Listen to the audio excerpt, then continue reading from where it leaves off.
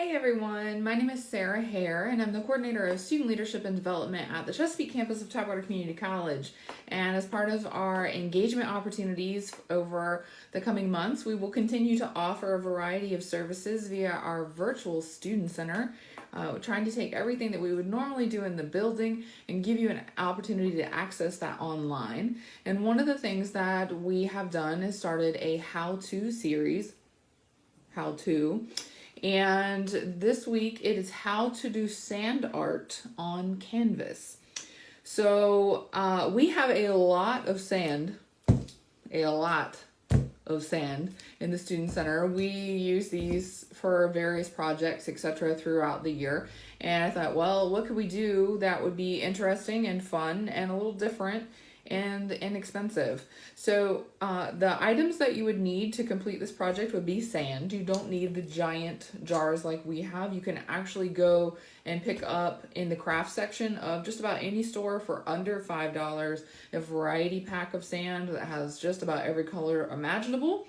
Or you can color your own sand, or you could just go get some from the beach somewhere or your backyard. Whatever image you want to do should dictate what color sand you want. The other things that you would need would be a canvas. So an example, this is an 8x10, just a small canvas, and we're going to be using a smaller one for today's activity. You'll need your image or your stencil, or if you're going to freehand, you can do that. You will need glue. You can use clear glue or you can use regular old Elmer's. In this particular instance, I have regular old Elmer's.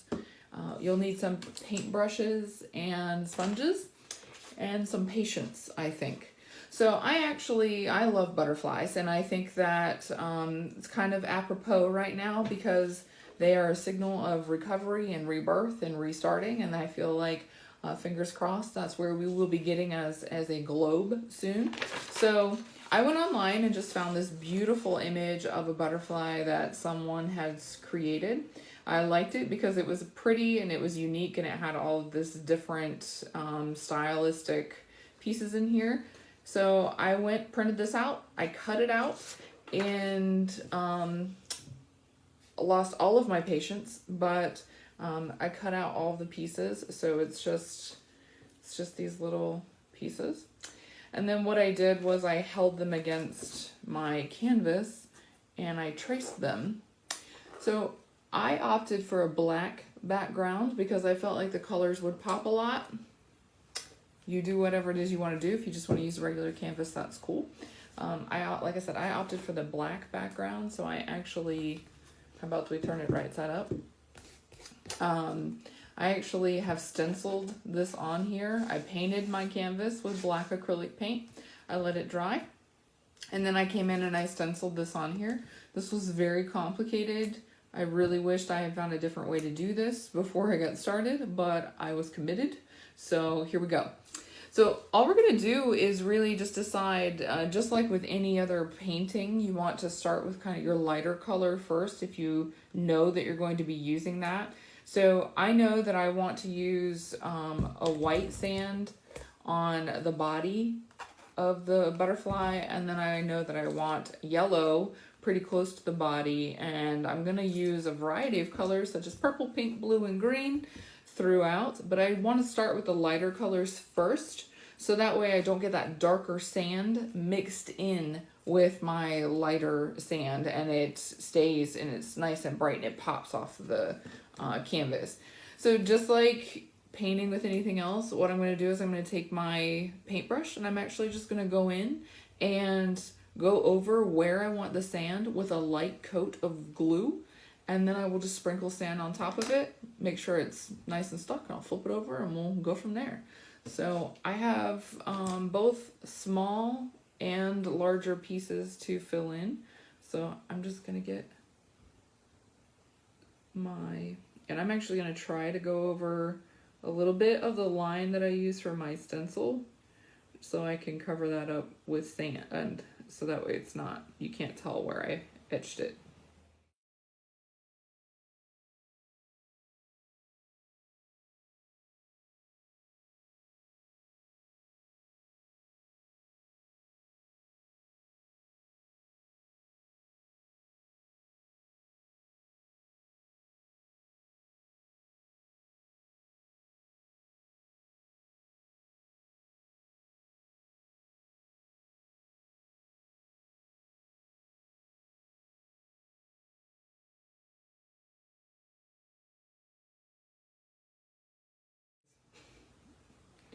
All right, so I'm just gonna take my white sand, now that I have this kind of colored in with the glue, and I think I'll put it in my hand so I can have better control.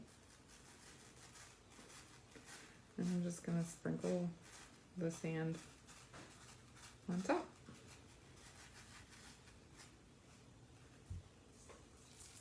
Make sure it's nice and covered. Shake it around a little bit. Make sure I got all the corners. And then I will, you'll see that where I have gone over with the glue is now covered in sand. So we're just gonna wash, rinse, and repeat for the rest of the butterfly.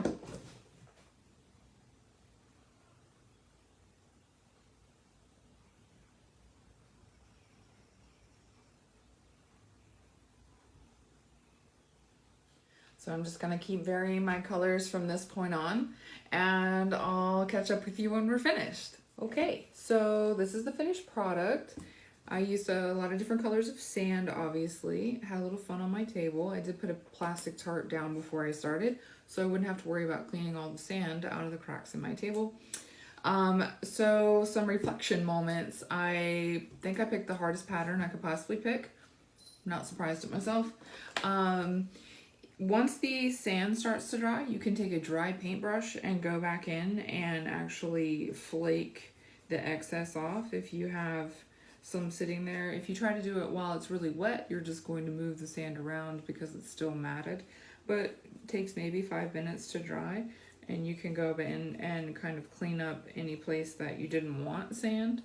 The other thing is that when I used sand on the black canvas, the powder from the sand kind of colored the canvas. So all I did was go in and just barely dampen my brush and just go through with a slightly damp brush and just clear all of this out. And obviously it took all of the residue from the sand away. So if you like this project, I encourage you to give it a try. The canvas, the sand, the glue, and your patience is what you will need. It will cost you less than $5 to try this at home.